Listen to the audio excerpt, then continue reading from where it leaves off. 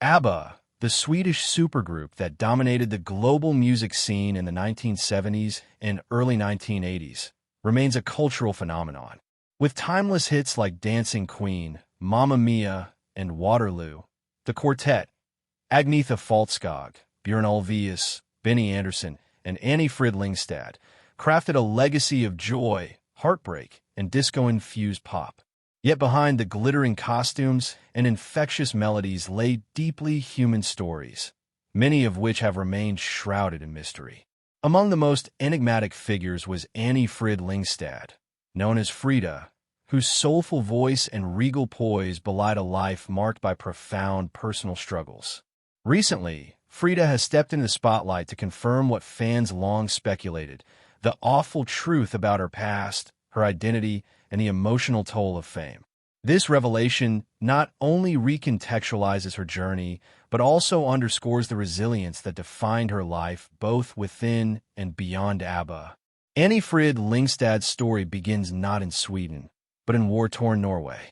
Born on November 15, 1945, to Anni Lyngstad and Alfred Hasse, a German soldier stationed in Norway during World War II, Frida's existence was immediately fraught with stigma.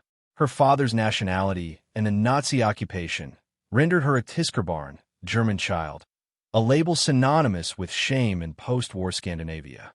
Anni, just 19, fled with Frida to Sweden to escape persecution, leaving behind a community that viewed them as pariahs. Tragically, Anni died of kidney failure when Frida was just 2, leaving her in the care of her grandmother, Arntine. This early trauma, the loss of her mother, the absence of her father, and the societal rejection, shaped Frida's understanding of identity. In interviews, she later described feeling rootless, a sentiment that fueled her artistic expression but also left emotional scars.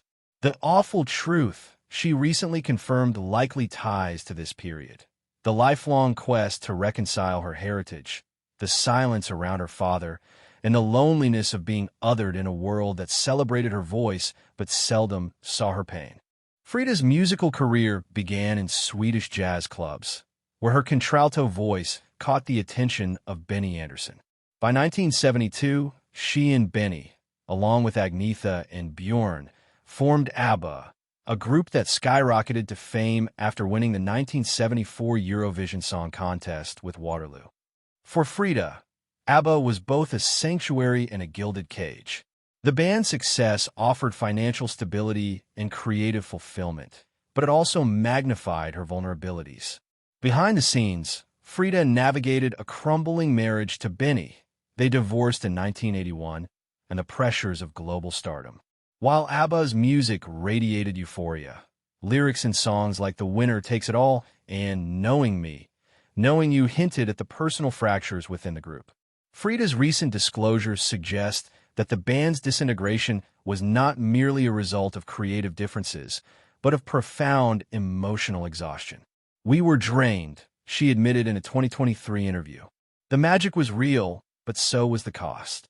The heart of Frida's revelation lies in a series of devastating losses that punctuated her life. In 1998, her daughter and Liselotte died in a car accident in the U.S., a tragedy Frida rarely discussed publicly. "Losing a child is a pain that never leaves you," she confessed in her memoir. Compounding this grief was the unresolved trauma of her mother's death and the decades-long silence around her father. In 1977, Frida reconnected with Alfred Hasse, only for him to pass away shortly after.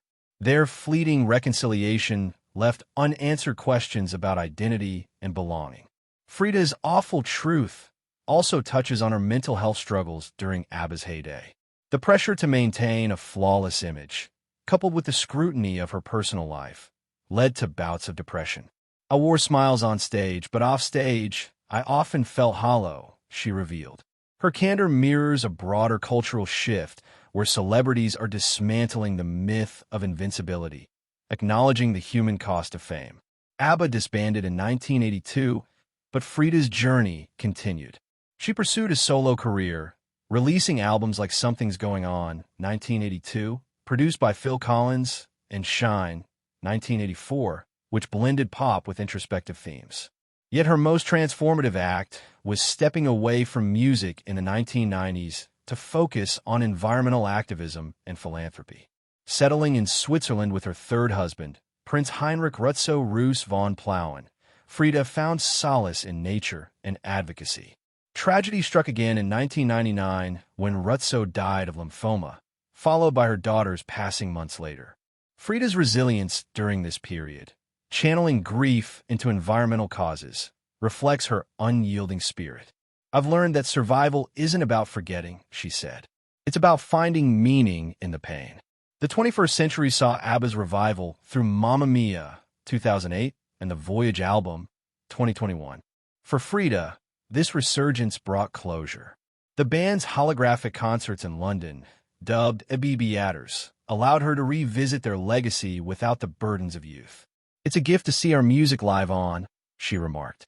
Her recent decision to speak openly about her past, a move hinted at in the YouTube video, ABBA's Anni-Frid Lyngstad, finally confirms the awful truth, signals a final act of self-liberation. By confronting her trauma, Frida reclaims her narrative, offering fans a fuller picture of the woman behind the icon. Anni-Frid Lyngstad's story is one of extraordinary triumph over adversity. By confirming the awful truth of her past, she not only honors her own journey, but also challenges the myth-making machine of celebrity culture. In an era where authenticity is prized, her vulnerability resonates deeply, reminding us that even legends are human. As ABBA's music continues to unite generations, Frida's revelations add depth to their discography, transforming catchy melodies into anthems of survival. Her truth, however painful, is a testament to resilience, a reminder that light often emerges from the darkest of places. For Frida, the journey continues. Now 78, she remains a symbol of grace under pressure, proving that while the winner may take it all, the survivor takes something far greater: peace.